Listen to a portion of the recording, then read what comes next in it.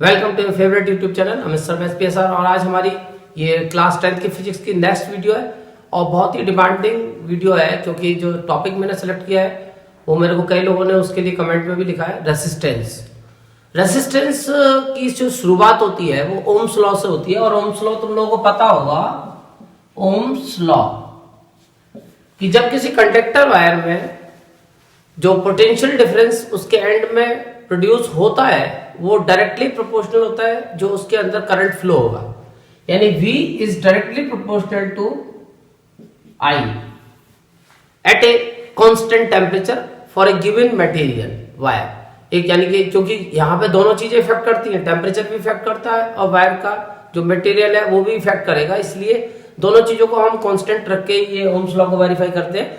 तो जो potential difference है वो डायरेक्टली प्रोपोर्शनल है करंट के, और अगर हम इस प्रोपोर्शनल को हटाते हैं तो तुम्हें पता है कांस्टेंट हमें लगाना पड़ता है। जैसे हम यहाँ कांस्टेंट R लगाते हैं तो formula V equal to I R का बन जाता है।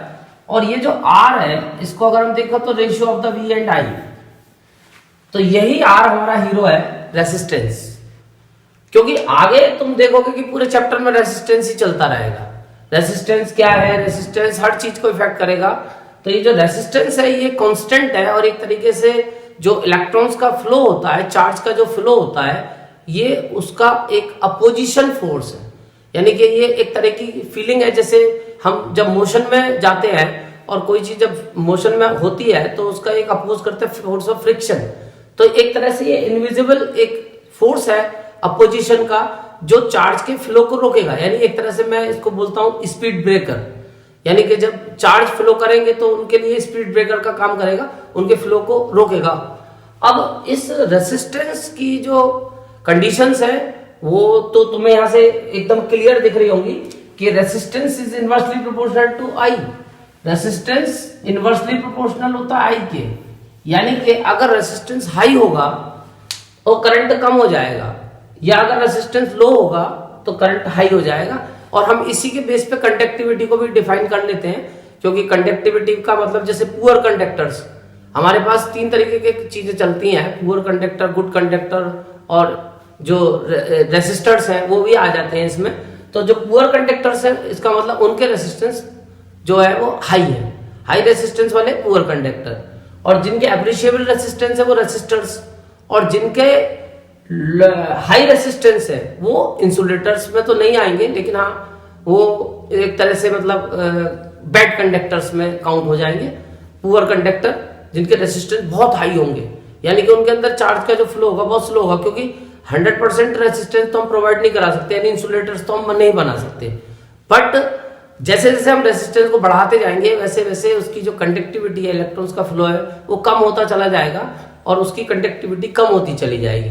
तो जहां लो रेसिस्टेंस होगा, बहुत कम रेसिस्टेंस, वो गुड कंडक्टर्स होंगे, यानी उनमें करंट का फ्लो बेटर होगा। और जहां बहुत हाई रेसिस्टेंस हो जाएगा तो वहां पे वो ऐसे ऐसे उनकी कंडक्टिविटी कम होती चली जाएगी। अब जो रेसिस्टेंस है वो बहुत सारी चीजों पे इफेक्ट होता है, कई चीजों से।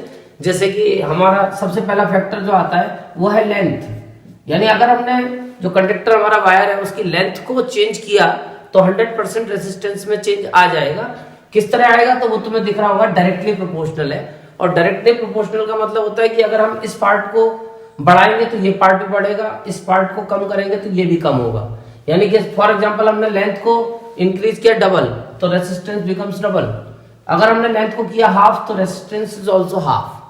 इसके अलावा एरिया, एरिया का मतलब, क्योंकि हमें पता है हम जितने भी वायर यूज करेंगे, अब तुमने मैथ्स में पढ़ा होगा, वायर हमारे सारे गोल होते हैं, सिलेंडरिकल शेप के होते हैं। यानी जितने भी हम वायर यहाँ पे यूज कर रहे हैं इस इलेक्ट्रिसिटी में, कनेक्टिंग वायर्स, वो सारे के सारे सिलेंडरिकल शेप में गोल है।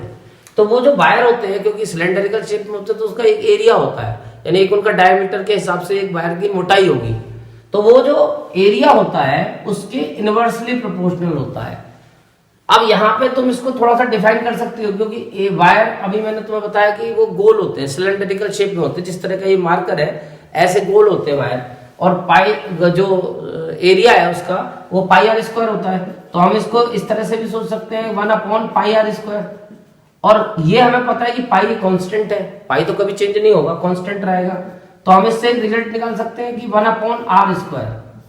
कि जो डायरेक्टली कभी कभी वो थिकनेस से या डायमीटर रेडियस के चेंज से अगर रेजिस्टेंस को कनेक्ट करते तो तुम इससे सोचोगे, वो फिर उसको एरिया से नहीं सोचोगे, फिर ये रेडियस या फिर इससे तुम डायमीटर पे पहुंच सकते हो या डायमीटर से रेडियस पे आ सकते हो। तो थिकनेस वर्ड जो यहाँ पे यूज करेंगे, वायर की थिकनेस, वो डायमीटर से कनेक्ट करेंगे उसे। तो वहां तुम फिर एरिया ना सोच के रिलेशन को इस तरह से सोचोगे कि resistance is direct inversely proportional to 1/r²। जो रेडियस है उसके स्क्वायर का इनवर्सली प्रोपोर्शनल होता है और एरिया का इनवर्सली प्रोपोर्शनल होता है। यानी कि एरिया अगर हम इंक्रीज करेंगे तो रेजिस्टेंस कम हो जाएगा। यानी कि अगर हमने वायर को मोटा कर दिया तो रेजिस्टेंस कम हो जाएगा, अगर हमने वायर को पतला कर दिया यानी एरिया को कम कर दिया तो रेजिस्टेंस बढ़ जाएगा। इसीलिए पतले वायर का रेजिस्टेंस जो होता है वो हाई होता है और मोटे वायर का रेजिस्टेंस लो होता है। ऐसे रेडियस को भी हम ऐसे ही सोच सकते हैं कि रेडियस को अगर हम बढ़ा रहे हैं तो रेजिस्टेंस कम हो रहा है और रेडियस को कम कर रहे हैं तो रेजिस्टेंस बढ़ रहा है, इनवर्स रिलेशन। इसके अलावा रेजिस्टेंस टेम्परेचर की भी डायरेक्टली प्रोपोर्शनल होता है कि अगर हमने टेम्परेचर को बढ़ाया तो 100% रेजिस्टेंस बढ़ जाएगा और अगर हमने टेम्परेचर को कम किया तो रेजिस्टेंस कम हो जाएगा। इसीलिए तुमने देखा होगा गर्मियों में जो होता है वो वोल्टेज थोड़ा सा हमारा डाउन हो जाती है, क्योंकि गर्मियों में टेम्परेचर बढ़ता है एनवायरनमेंट का, तो टेम्परेचर बढ़ने की वजह से रेजिस्टेंस भी बढ़ जाता है, तो उसकी वजह से जो करंट का सिस्टम है वो स्लो पड़ जाता है। तो कुल मिला के यहाँ पे एक नेचर ऑफ मटेरियल भी है कि resistance is directly proportional to nature of material. Nature of material, तो नेचर ऑफ मटेरियल में जो है वो कहानी जो चलती है कि जो हमारी कुछ मैटर ऐसी होती हैं, कुछ हमारी मटेरियल ऐसे हैं, मैटर ऐसे में जो कंडक्टिंग वायर है हमारे किसी ऐसी मैटर के बने, जैसे silver is a best conductor, silver बहुत अच्छा कंडक्टर होता है, ऐसी कॉपर भी अच्छा कंडक्टर है, अब एल्यूमिनियम भी अच्छा है, लेकिन लोहे की कंडक्टिविटी थोड़ी सी लो है, तो वो डायरेक्टली प्रोपोर्शनल होता है। यानी कि अच्छे कुछ मैटर है हमारे जो गुड कंडक्टर्स में आते हैं, तो उनमें जो करंट का फ्लो है वो अच्छा होता है। तो ये नेचर ऑफ मटेरियल भी उसको इफेक्ट करेगी। तो ये चार चीजें हमारी इसको इफेक्ट करती हैं। अब इसके बेस पे फिर हमारी एक जो कहानी बनती है, वो कहानी तुम देखोगे कि एक हमारे पास मैंने क्वेश्चन भी लिया है, कई बार से इसके क्वेश्चंस आते हैं। जैसे एक सिंपल क्वेश्चन तो मैंने तुम्हें बताया कि लेंथ को डबल करोगे तो रेजिस्टेंस भी उसका डबल हो जाएगा, या अगर तुमने एरिया को डबल किया तो रेजिस्टेंस पे क्या इफेक्ट पड़ेगा, तो वो डायरेक्टली इनवर्सली प्रोपोर्शनल होता है, तो वो 4 टाइम्स हो जाता है। तो कुल मिला के यहाँ तुमने उसको कनेक्ट किया दोनों को अलग अलग सेपरेटली। तो अब एक हमारे पास जैसे मैंने क्वेश्चन लिया है, इसमें दोनों चीजें हैं कि अगर हमारे पास एक वायर है, एक given wire is stretched to double its length. अगर हम एक वायर लेते हैं उसकी लेंथ को डबल करते हैं, तो अब तुम अगर वायर की लेंथ को डबल करोगे तो सीधी सी बात है उसकी जो मोटाई है वो कम हो जाएगी।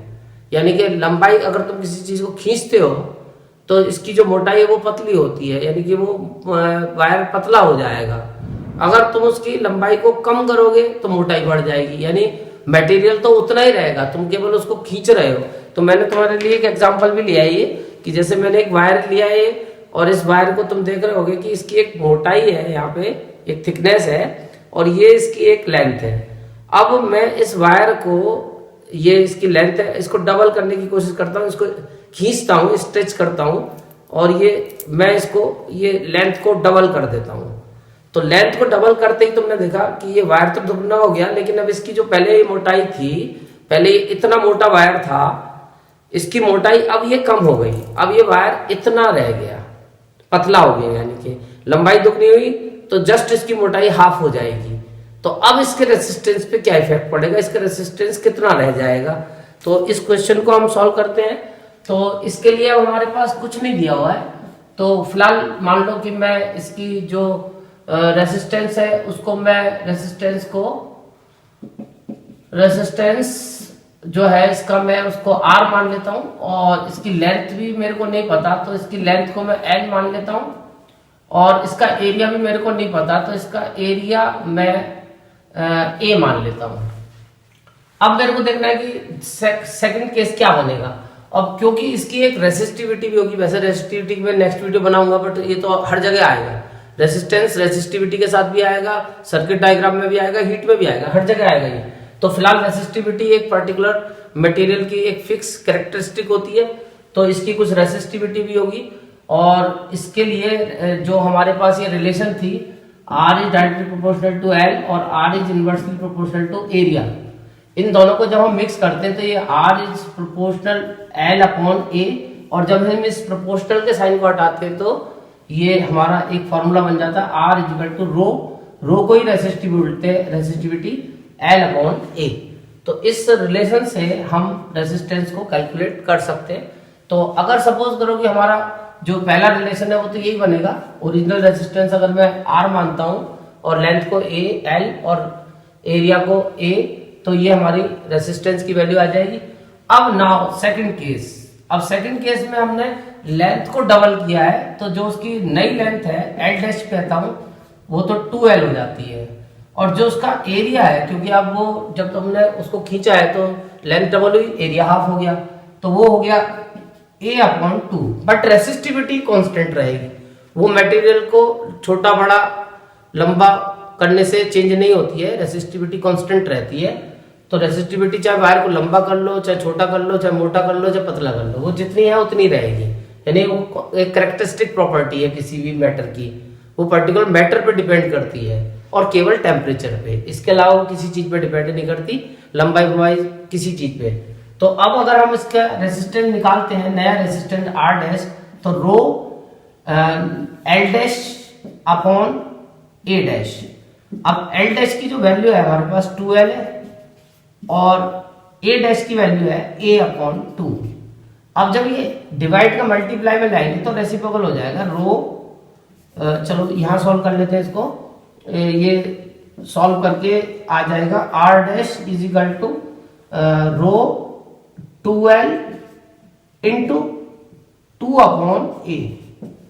तो फाइनली ये बन गया R dash is equal to 2 2 जा 4 into rho L upon A। अब ये जो रो L अपॉन A है, इसकी वैल्यू मैंने बताई थी ओरिजिनल रेसिस्टेंस, यानी इसकी जगह में रो L अपॉन A की जगह R लगा सकता हूं, तो 4 इंटू R। तो इससे हमें ये शिक्षा मिली कि जो हमारा नया रेसिस्टेंस होगा वो पुराने रेसिस्टेंस का 4 टाइम्स हो जाएगा, और ये हमने फर्स्ट रिलेशन से जो हमने ओरिजिनल ये बनाई थी इससे हमने यूज किया है। तो फाइनली इससे हमें ये शिक्षा मिली कि नया रेसिस्टेंस पुराने रेसिस्टेंस का 4 टाइम हो गया। तो तुम इसी तरीके से कोई भी जो रिलेशन है उसको सोच सकते हो। देखो मैं तुम्हें यहाँ पे एक चीज और बताऊं, जैसे resistance is directly proportional to L। अब इस प्रोपोर्शनल को हटा के कोई कांस्टेंट लगा लो, R is equal to KL। अब तुम्हें मान लो लेंथ के अंदर कनेक्शन बनाना है, तो लेंथ के अंदर कनेक्शन बनाना, मान लो नई जो लेंथ है वो डबल कर दी। अब तुम्हें देखना है कि रेसिस्टेंस क्या होगा नया, तो जो तुम्हारा R डैश होगा वो होगा KL डैश। अब L डैश की वैल्यू है तुम्हारे पास 2L, वो यहाँ पे पुट कर दो, तो R dash is equal to K into 2L।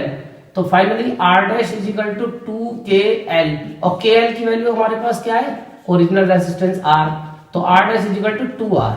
इस तरह से तुम ये कनेक्ट करके रिलेशंस को डेवलप कर सकते हो, और इस डेवलपमेंट में तुम्हें ये जो ऊपर की जो रिलेशंस है इनका यूज करके इस तरीके से कनेक्ट ये मैटर हो जाएगा।